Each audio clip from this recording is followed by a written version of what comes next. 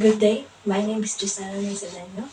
But before I proceed to my teaching demonstration, I will show you my lesson plan.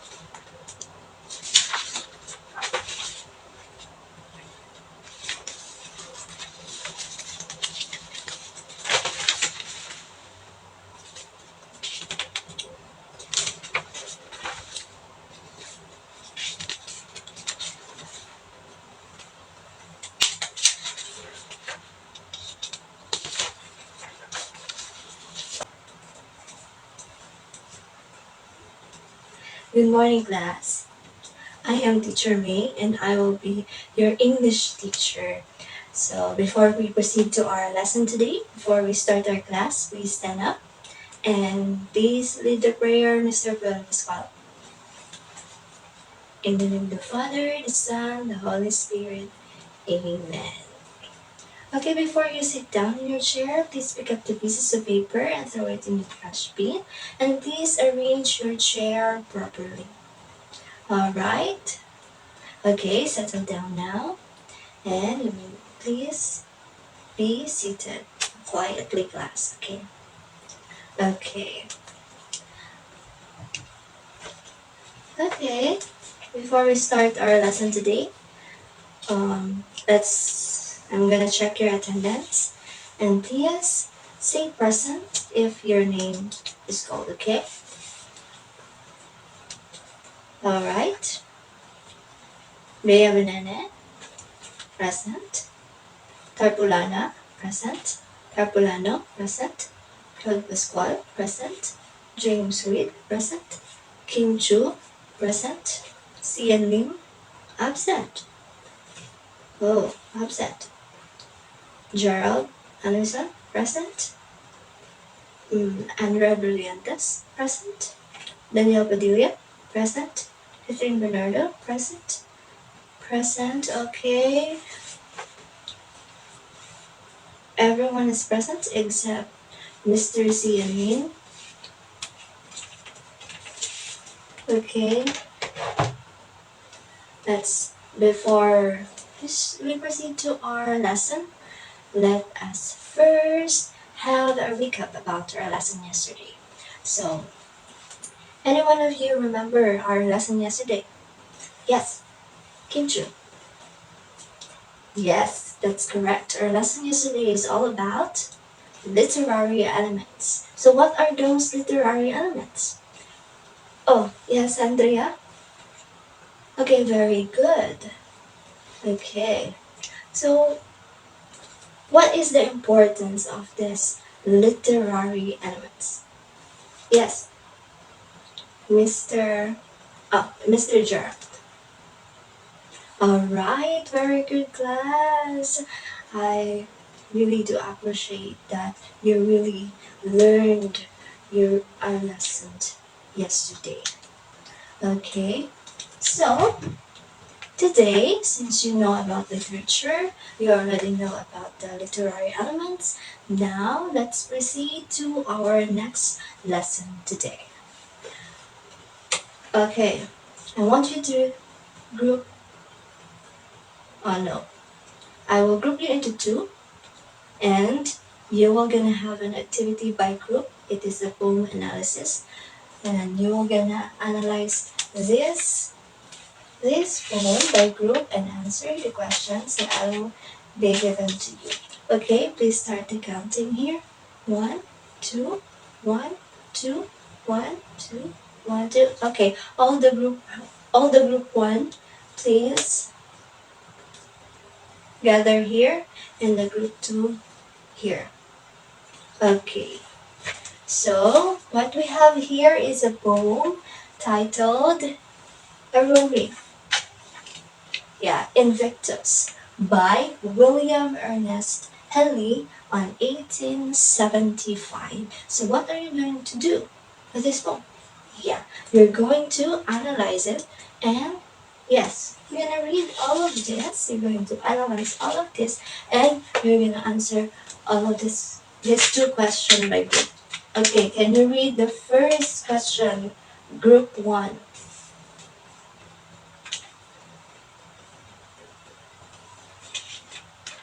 Okay, you're gonna identify and explain what are the literary the figure or the figurative language or the literary device that used in this poem, and you're going to explain it by group. So there's only one representative who will discuss this one. Okay, choose your representative now. And number two, read group two. Okay, aside from analyzing the figurative language, you should also discuss what is the message of the poem. So we're gonna do this for 10 minutes. Okay, before we proceed to our activity, do you have any questions, clarifications? None? Okay. Okay, you may start now.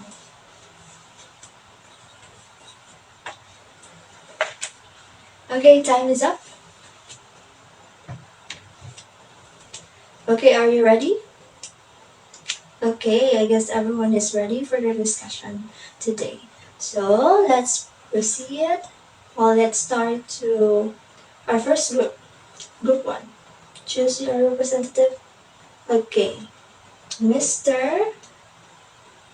Mr. Piolo Pascual. Okay, Mr. Piolo Pascual.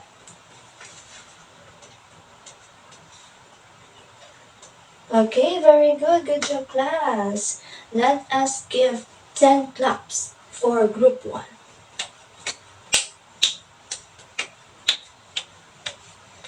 Okay, now let's proceed to group two.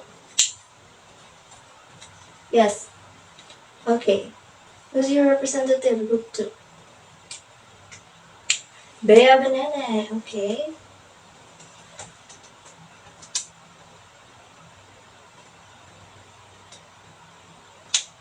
Okay. Good job, group two. Let us give an angel clap for group two. One, two. Shh, shh. One, two. Ooh, ooh. One, two. Ooh, very good. Good job, everyone. You really did a great job today. Okay, so let us check if all of your answers are correct. So, Invictus is a poem by William Ernest Henley on the year 1875. So he wrote this in the year 1875, and the word Invictus is a Latin word that means unconquerable or undefeated. Yeah, that's the meaning of the word Invictus. So William Ernest Henley wrote this when he lost his one leg because at the age of 12 he already diagnosed of having a tubercular arthritis. That is why he lost his one leg, and he wrote this poem for him to motivate himself and to give courage to himself to continue his journey despite of what happened to him. So, okay. Now, let us check if all of your answers are correct in analyzing this poem and the figurative language that is this poem and what is the true meaning of this poem. Okay. Okay, please read group one, the first line.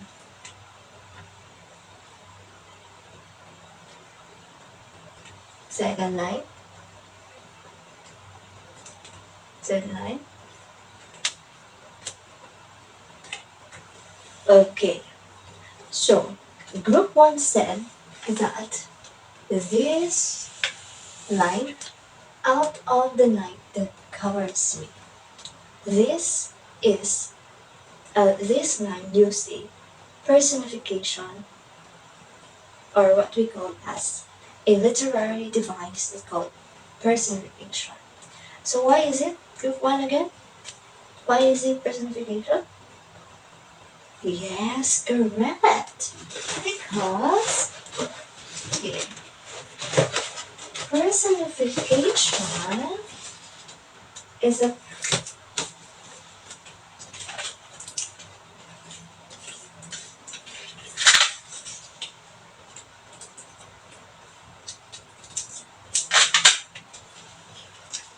it is because okay, read everyone. Personification is a figurative language that attributes human characteristic, emotion, and behavior to animals and inanimate object or idea. Okay, what is the word here that represents something? Yes, this one. Knife. The author described that the situation that is he is in is very dark. Yeah. And it, it's very dark that it covers him. So it means that the author of this poem really have a miserable life. He really think that he is in a miserable situation and he is sad in the situation that he is in. That is why he wrote this one. And he used the word night to describe what he is, what situation he is in. Okay, now how about this one? Black as the pit, from pole to pole. Group 2 said that this line used the figurative language called, I will get a tools from our writer's tools.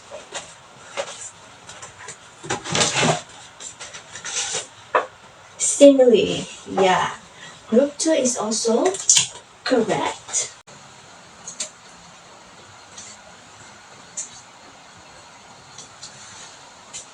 Okay, why is it again group 2? Because it has a word. Okay, that's correct. Because it has a word as. Because simile is a comparison of two things that use the word like or as. So next.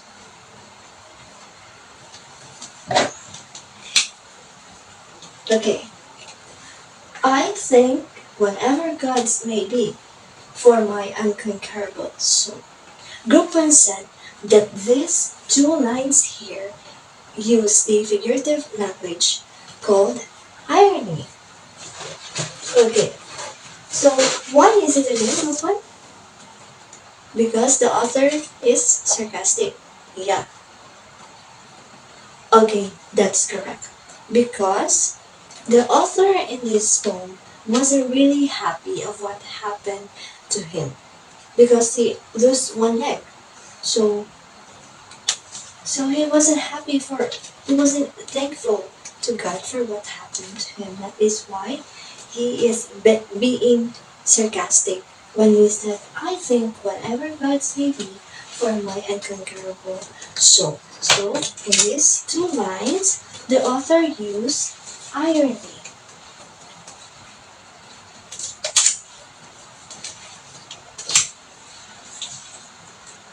Okay.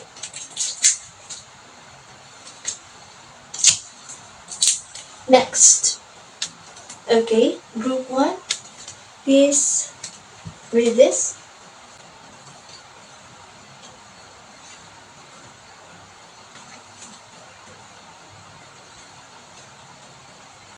For this line, in the fell clutch of circumstance, I have not wings nor cry left. So, Group said that these two lines here, or this line here, use, what is it again? Group 2? Yes, metaphor. Why is it again so that it's metaphor?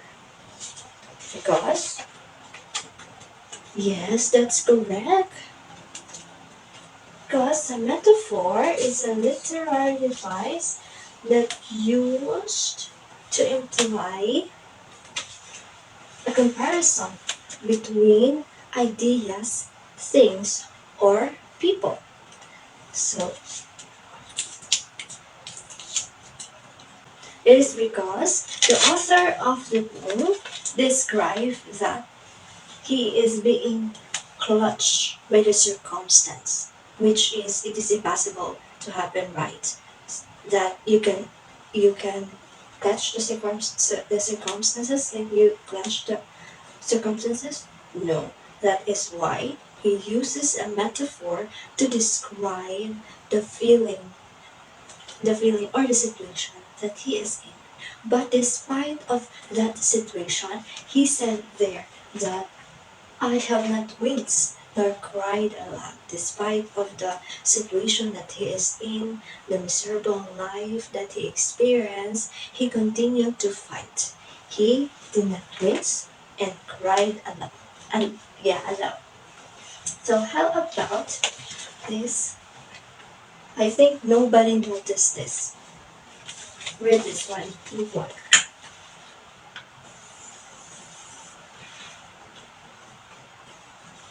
My head is bloody, but and but.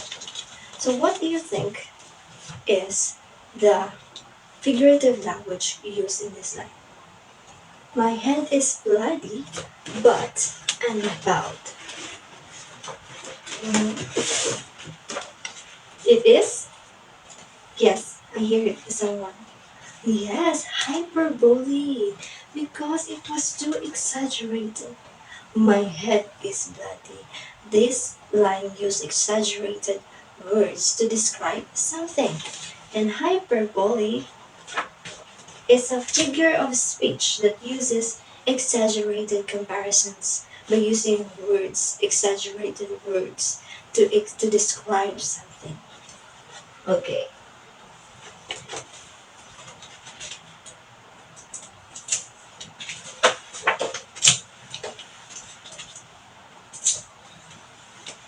Okay. Now let's proceed to our third stanza. Okay, can you read yes, group one?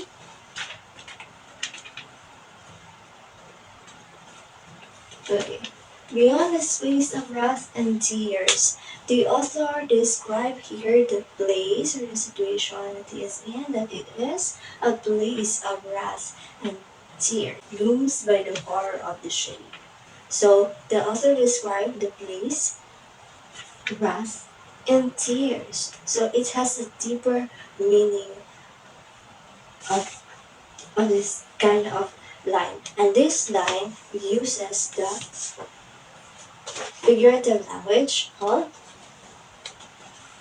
metonymy. Metonymy is a form of figurative language in which a word is replaced by something very close to the original meaning. So we have example here. After leading a rebellion, he seized the throne. So the throne described or meant power. Yes. And this wrath and tears. Group 2. How can you describe it in literal words? Yes, that's correct. Okay. Now how about this one? This line here. Okay. Read this first.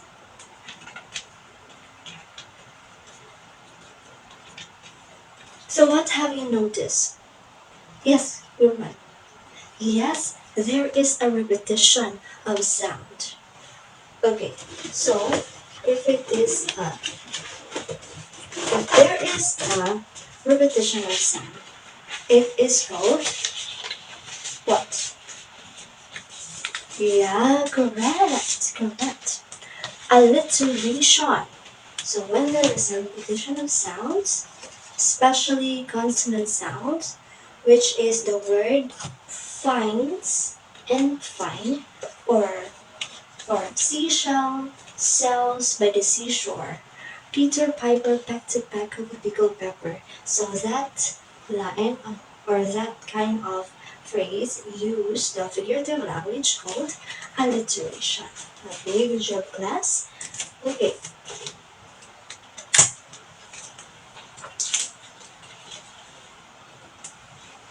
next we are down to the fourth stanza.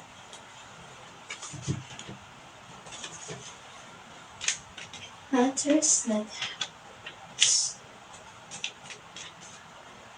Okay, everyone read. Read, I can't hear you.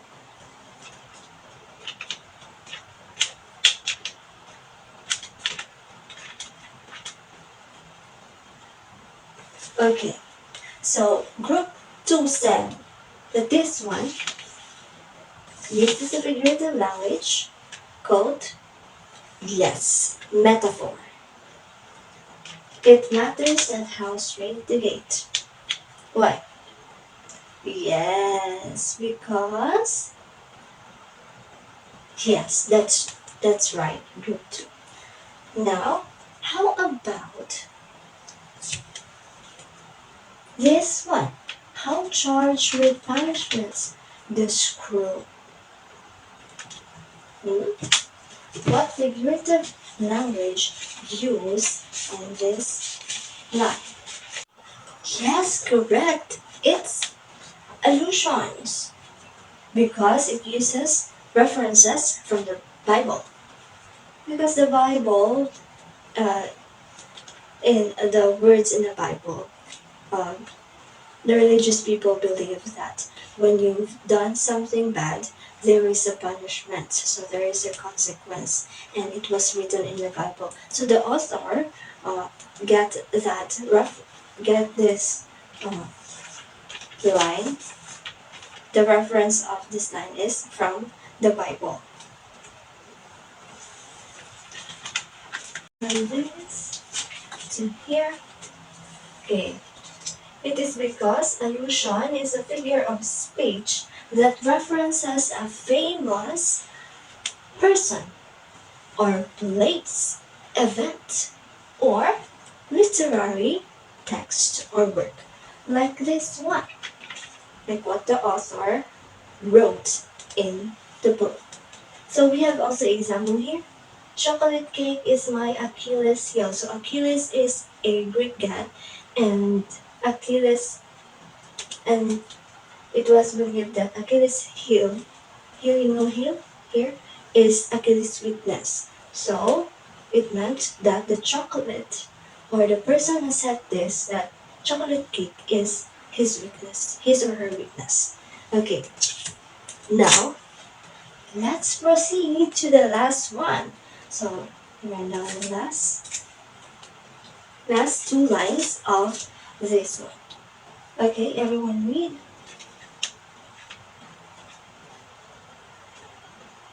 Okay, I am the master of my fate. I am the captain of my soul. It was very a captivated line that really get our attention. So when we use this one, when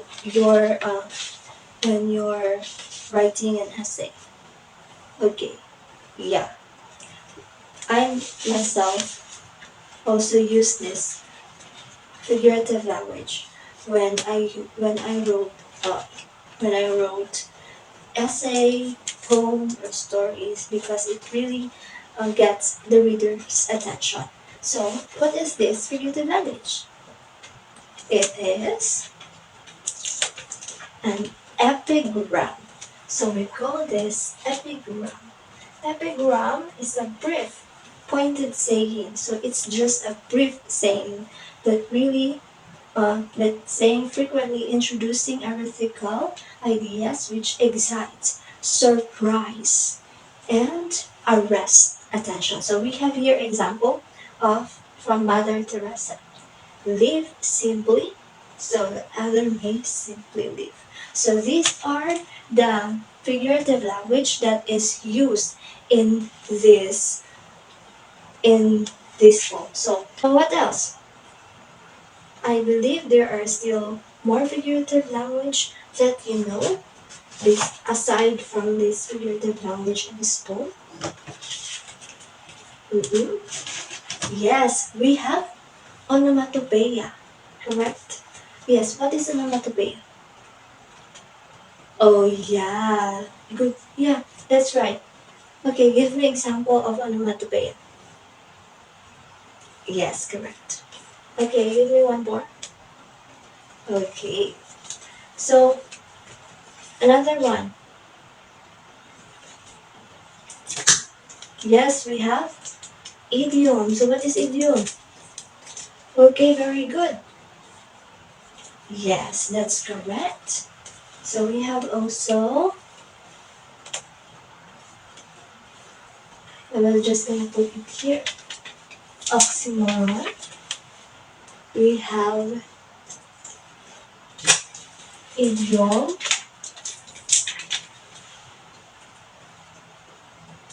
We also have onomatopoeia. Okay, so we already have this figurative language, and I will gonna ask some of you, what have you learned today? Yes, Mr. Gerald Anderson. Okay, thank you, Mr. Gerald. Oh yes, Miss Angel. Okay, thank you so much. Another one? Okay. So, you learn about the figurative language. You learn about personification, simile, irony, metaphor, hyperbole, metonymy, alliteration, allusions, epigram, and oxymoron, idiom, and onomatopoeia.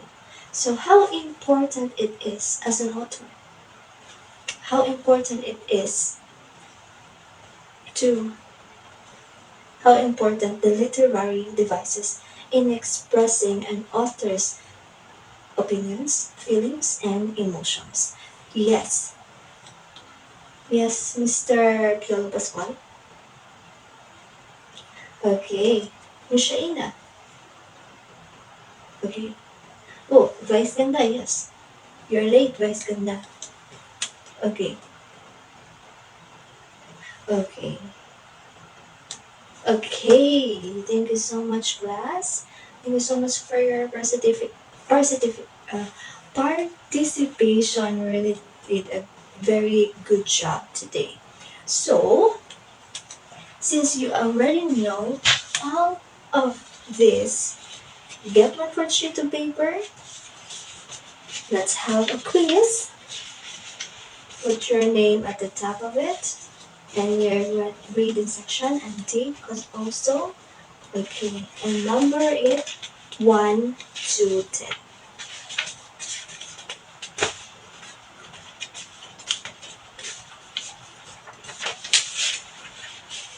Okay, are you ready?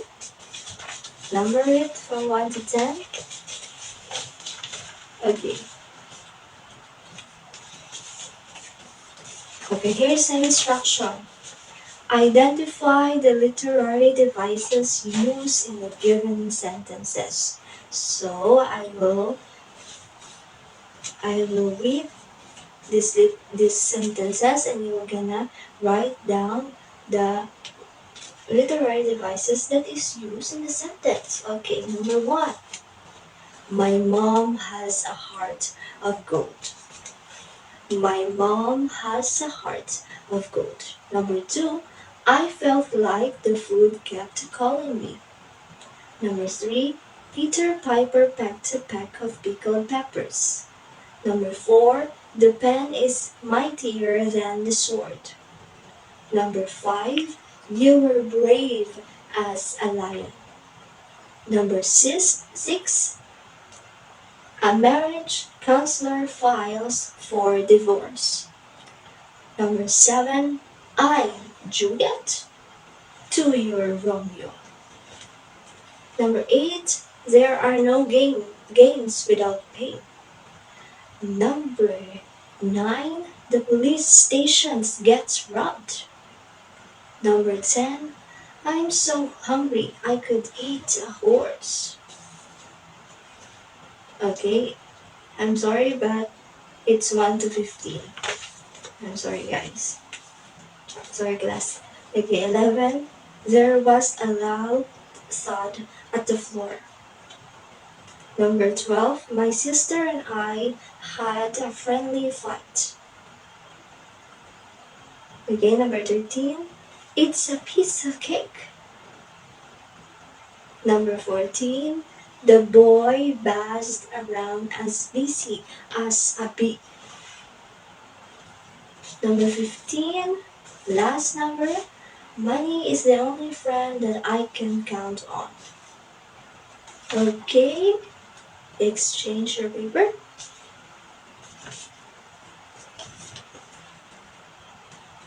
Okay, let's check your paper if it's correct or not. Okay, so who got the perfect answer? Okay, very good for those who got the perfect score. And better luck next time to the some of the students who do not get a perfect score, but it's okay. Yeah, it's okay. Okay. Now I will also give you a group activity that we will gonna present tomorrow. So it is a group assignment.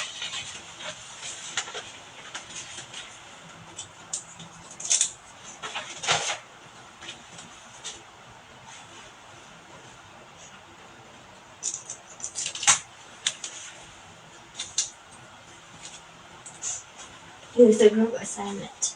So everyone read.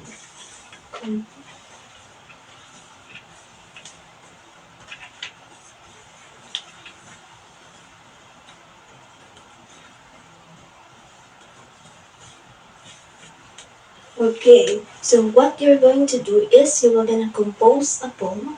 It's about your family or your friends or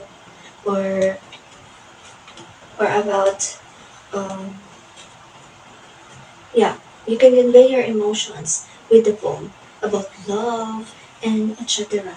So it should be written in 4 stanzas with 4 lines. So we have example here. Invictus is written in 4 stanzas with 4 lines. Yeah, and the poem must effectively use at least 3 literary devices. We already know what are those literary devices, right? And this is the rubric. Okay, take note of this. Appropriate use of literary devices, 30%, organization and content, 30%, and originality, class originality. Okay, you already know what is this word. 40%, a total of 100% or 100 points. Okay, any questions? Yes, you will write this in a one short than paper. You can type it on your computer, or you can also just write it on a short pad paper. Yes. Yes, you will gonna recite it in front tomorrow. Okay. Any questions? Okay, aside from that, we have also individual assignments.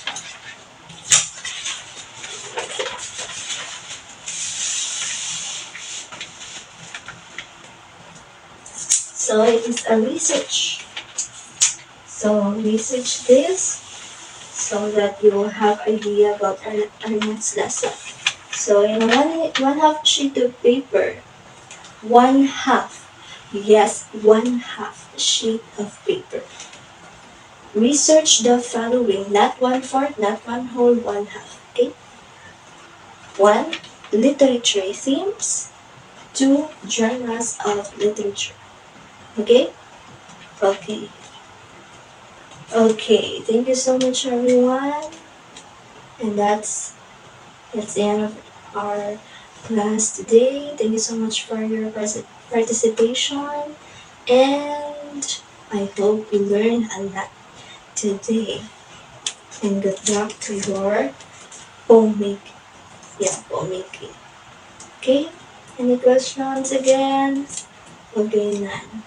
Okay, goodbye class.